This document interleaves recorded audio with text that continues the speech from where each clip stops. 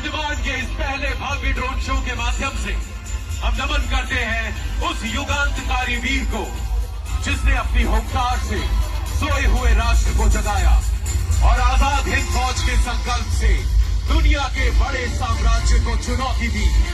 हमारे प्रिय नेताजी सुभाष चंद्र बोस। आज इतिहास अपनी धूल झाड़ कर उठ खड़ा हुआ है। जब पूरा राष्ट्र साम्राज्य की बेड़ियों में जकड़ा हुआ था, तब इसी मिट्टी ने सबसे पहले अपनी जंजीरें तोड़कर आसमान के नीचे खड़े होने का साहस किया। 30 दिसंबर 1943 को नेताजी सुभाष चंद्र बोस ने पोर्ट ब्लेयर की इसी हवा में पहली बार तिरंगा लहराया और इन द्वीपों को शहीद और स्वराज का नाम देकर इन्हें आजाद हिंद के पहले मुक्त प्रांत घोषित किया। 1859 की उन गूंजों को अपने भीतर महसूस कीजिए, जब एबरडीन की इस मिट्टी ने पहली बार प्रतिरोध का गौरव चखा था। यहाँ हमारे पूर्वजों के पराक्रम ने आधुनिक बंदूकों और दमनकारी साम्राज्य के फौलाद को चुनौती दी थी। यह स्मारक पत्थर का नहीं बल्कि उस भारतीय जिजीविषा का है जिसे मिटाने की कोशिशें तो बहुत हुई पर कभी सफल नहीं हुई। कलम की एक लकीर भी क्रांति की ज्वाला भड़का सकती है।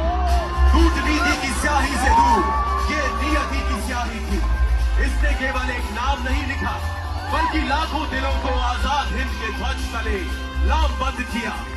इसी कलम ने हमारी चेतना पर चलो दिल्ली का नारा अंकित किया और स्वतंत्रता के स्वप्न को संकल्प, अनुशासन और लहू की वास्तविकता में बदल दिया।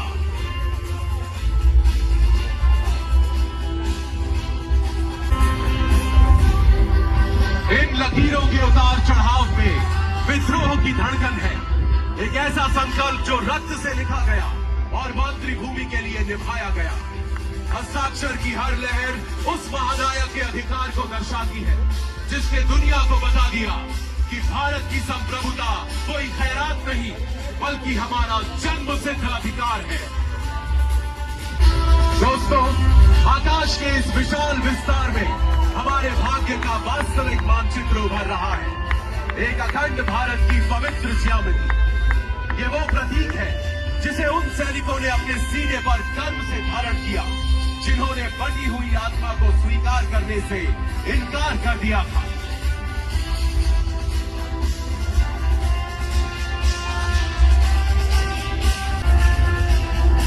हमारे प्रिय नेताजी सुभाष चंद्र बोस, वो महानायक जिनकी आंखों ने 1943 के घने अंधेरे में भी आजादी का उजाला देखा और 7 समंदर पार पहली बार स्वतंत्र भारतीय सरकार की नींव रखी। आज हमें यह एहसास होता है कि नेताजी का असली स्मारक ईंट पत्थरों में नहीं बल्कि हर उस भारतीय के स्वाभिमान में है जो राष्ट्र को सर्वोपरि मानता है। इन पत्थरों का मकसद है इंसानी हौसलों को तोड़ना और काले पानी के सन्नाटे में आवाजों को दफन करना। लेकिन सेल्युलर जेल की ये दीवारें दृढ़ता का सर्वोच्च मंदिर बन गई, जहां काल कोठरी के अंधेरे में भी क्रांति के गीत गुनगुनाए गए। इस जेल की 7 शाखाएं भी उस अग्नि को नहीं बुझा सकी जिसने इस कारागार को भारतीय राष्ट्रवाद की जन्म। सेल नंबर 52 आज उस अजेय चेतना का प्रतीक है जहां 1857 के प्रथम स्वाधीनता संग्राम को अपना सबसे ओजस्वी इतिहासकार मिला। ये विनायक दामोदर सावरकर की वो कठिन साधना स्थली है जहां 10 वर्षों की अमानवीय यातनाएं भी उनके वीर संकल्प को डिगा न सकी और भारत को मिला एक अखंड और शक्तिशाली राष्ट्र बनने का अटूट आत्मविश्वास।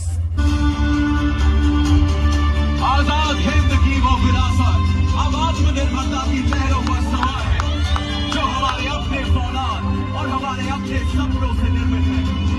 INS विक्रांत इस बात का उद्घोष करता है कि हमारी शक्ति अब किसी और की मोहताज नहीं है। जिन समंदरों को नेताजी ने कभी आजादी की तलाश में पार किया था, आज उनकी सुरक्षा हमारे अपने स्वदेशी पंख कर रहे हैं।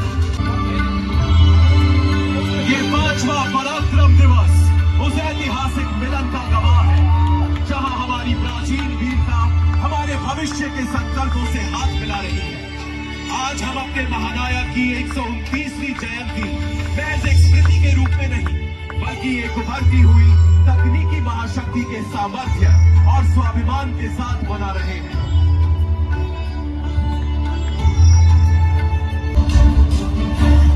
हम नमन करते हैं भारतीय सेना के उन वीर जवानों को जो हमारी शांति के अडिग प्रहरी हैं। आज की सेना का हर अनुशासन और हर हुंकार उसी आजाद हिंद फौज की विरासत है, जिसकी नींव नेताजी ने राष्ट्र प्रथम के संकल्प पर रखी थी। ये हमारा प्रण है कि जिस तिरंगे की आन के लिए हमारे पूर्वजों ने बलिदान दिया, उसकी शान हम कभी झुकने